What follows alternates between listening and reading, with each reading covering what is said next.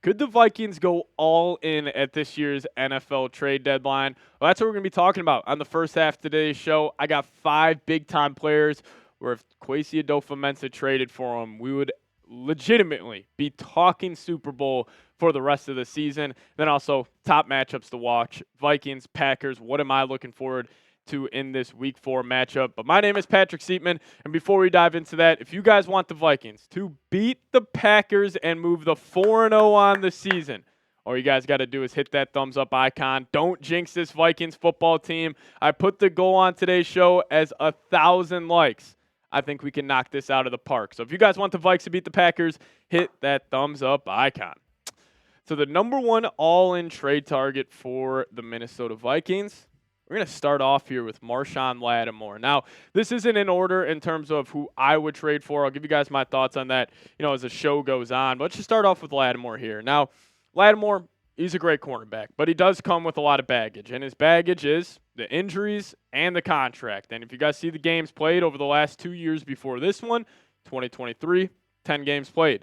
2022, only 7 games played. So he's been in and out of the lineup due to the injuries, and he hasn't been really able to, stay healthy for the Saints defense. And, plus the kicker with Lattimore is his contract. The contract's massive. Now, the cap hit's not terrible for this year. Like, I'll take that. You're paying a premium price for a premium position, $14.6 million, but then the cap hit in 2025 and then in 2026 of 31 and then 28 million. I'm not a fan of that. I don't think the Vikings, need to overpay for an aging, injury-prone cornerback. And, I was originally saying I would be all in on Lattimore, get him to the Minnesota Vikings, but with Byron Murphy and Stephon Gilmore playing the way they are, I don't think it's, necessarily that you go all in on 2024, even though his cap number is low, but then in 25, he's a year older, you're going to pay him $31 million. It just seems like a bad contract, waiting to happen for this football team and a bad problem. But Jeremy Fowler actually connected the Vikings to a Marshon Lattimore trade, and this is the trade idea he threw out there, and I just think it's absolutely ludicrous. But it is the Vikings sending New Orleans a 2026 third-round pick, which, again, a third-round pick for a guy like Lattimore. On paper, it sounds great, but the injury history and the contract is a big reason why I say no. And plus, other guys in this cornerback room for the Vikings playing good football, you don't need to overpay or get desperate for a guy like this. Now, Byron Murphy's been great. Stephon Gilmore's been great. And even Shaq Griffin's been great. But you still got a guy like Mekhi Blackman who is going to recover this whole year with that torn ACL, but he should be back next year. Even Caleb Evans. I'd rather bank on a guy like that, developing instead of giving $32 million to a guy like Lattimore. And that's why I say this. I'm only giving up a 6th-round pick max for Lattimore. If the Saints really want to get rid of him that bad, then I'm sure, the Vikings cap gurus can figure it out where the contract isn't terrible. But like Lattimore as a player, I'd only give up a 6th-round pick for him max. But let's get into the second one here. Big fella.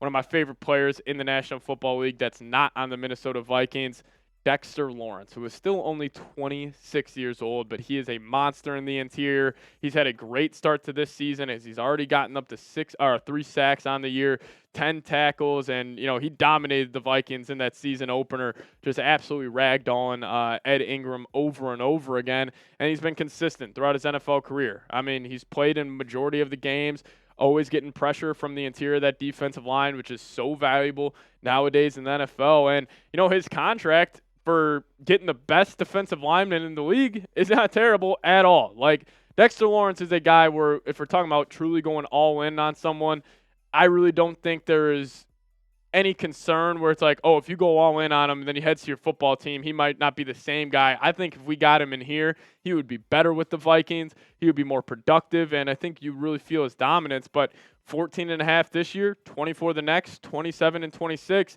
and then 27, he's only making $26.6 million. Now, if I could trade for literally probably any player in the NFL, like besides a quarterback, it actually might be Dexter Lawrence for me. Maybe a guy like Quentin Nelson, an elite interior offensive lineman, but I would go all in on Dexter Lawrence. The only problem is here, I don't think the Giants are going to trade him. Even if the Giants don't win another game before the deadline, I think they view him as like that blue chip, that, foundational piece for this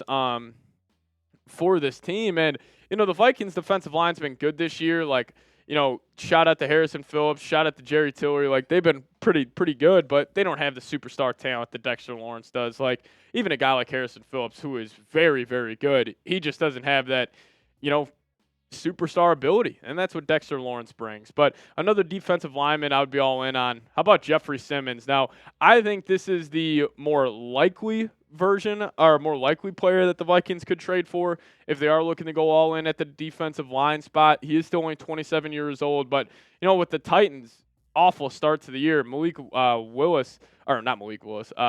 Levis being terrible. This is the most realistic all-in option for this team. Now, Jeffrey Simmons, very similar to Dexter Lawrence, can get pressure from the interior, can take on double teams that can open up rushing lanes for guys like Pace and Cashman here. But, I just don't know if the Titans would actually get off him because he has been so productive for him. For that football team over the last couple of years. Just been very consistent, has been fairly healthy for Tennessee. And honestly, his contract is, not that bad. Like, when you're talking about trading for these guys, contract matters because, I think people just are like, oh, we're giving up a second for a player. No, you're also giving up a second for that player and his contract. But this would allow the Titans to move off this deal. $22 million next year, 25 the year after, 28 and 27. So, maybe Tennessee, they want to get their money somewhere else, and, they want to give Jeffrey Simmons a chance to go compete for a Super Bowl this season. I'll tell you what, you had Jeffrey Simmons to this defense. You got one of the better defenses of all time. But let's talk about Kevin Dotson here. Now, Rams did sign him this offseason to a pretty big deal, but he is an offensive guard, which I do know is a huge need for our Minnesota Vikings. But Ed Ingram has been better. And his contract's not bad. Like, you would be trading for a guy who only in 2025 would be making 17.9, 26 to 17.4. But this would give the Vikings legitimately one of the better offensive lines in the league. You would have Blake Brendel, great left guard, Kevin Dotson, great right guard, and then two great tackles in Darisaw and Brian O'Neill. And then this also, then there's no debate on Dalton Risner coming back. Then he just stays as the, backup interior offensive lineman. So maybe Sean McVay throws Kevin O'Connell a bone and says, you know what, you're having a good year. We're off to a bad start. Here you go, Kevin Dotson, for a second-round pick. I'd do it. Again, not too sure if the Rams would make that move. But last one we'll talk about, Davante Adams. Now, I'll just say this off the jump. Davante Adams is a great player. Fantastic, but there's just no need for him on this football team. The Vikings receivers have been awesome this year, and especially with Jordan Addison getting back. Like, you're going to have Jordan Addison be your wide receiver 3. The only reason I included him in this is because his name has been floated, the most in NFL trade rumors over the last couple of weeks. But, this receiver room is great. Naylor's been great. Addison's awesome. You obviously know Jefferson. So where would the need be for Davante Adams?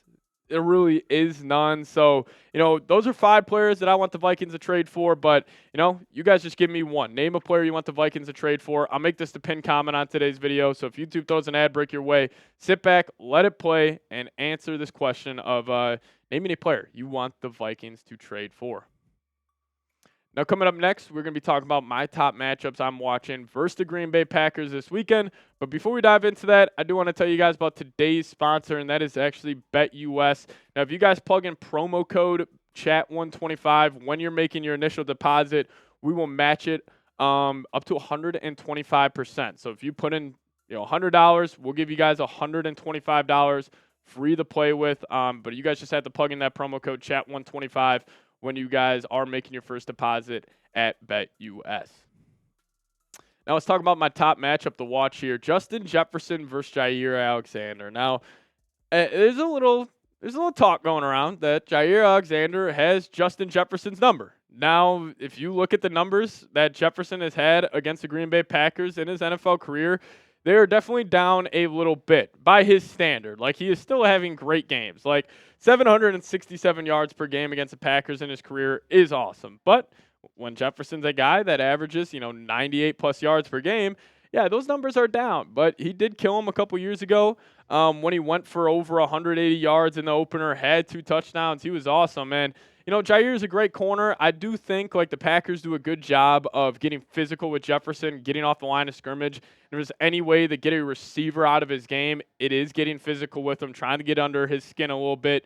And plus Jair, like we know the viral play of him hitting the gritty on Justin Jefferson and that. So, I think Jair is definitely his toughest matchup, but I think Jefferson's going to take this personal this weekend and really try to, exploit number 23 of the Green Bay Packers. But number 2 for me, I got Kevin O'Connell versus Matt LaFleur, as I think this is, a coaching matchup that we will see in the division for the next 10 years. I think these two are the two best young offensive head coaches in the National Football League. What LaFleur has done with Malik Willis over the last 2 weeks has been special. And then, obviously us Vikings fans know how good Kevin O'Connell has been, just play design, getting his players the ball in great spots. Like, they have both been fantastic. So just watching these two, see the wrinkles they're both adding this week, it is just going to be fun to watch. It's going to be beautiful football. And, the last 3 weeks for the Vikings, like KOC versus Shanahan, KOC versus D'Amico Ryans, now KOC versus LaFleur, and then, next week versus Saleh, and then you got,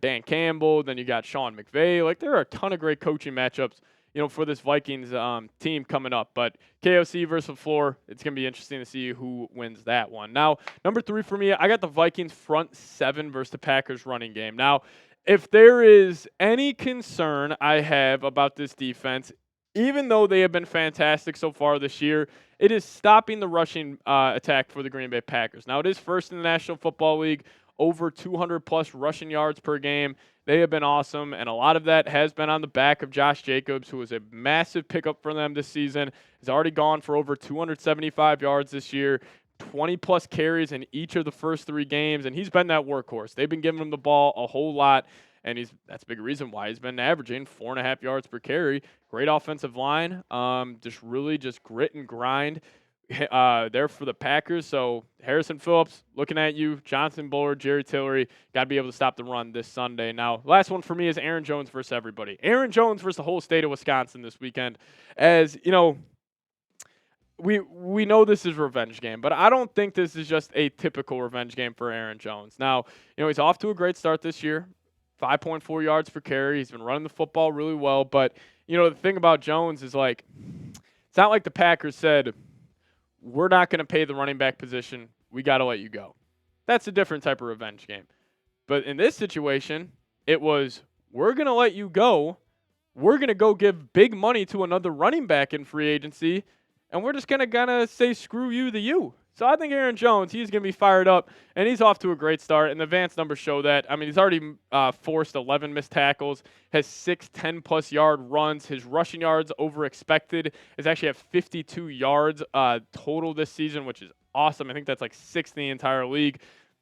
And same thing with rushing yards over expected per attempt is at 1.24. Again, very high up there in the rankings throughout the whole league. But let's wrap up today's show by showing Aaron Jones some love. Type those 33s. Type his jersey number as, I think number 33 is setting himself up to have a big day back home in Green Bay.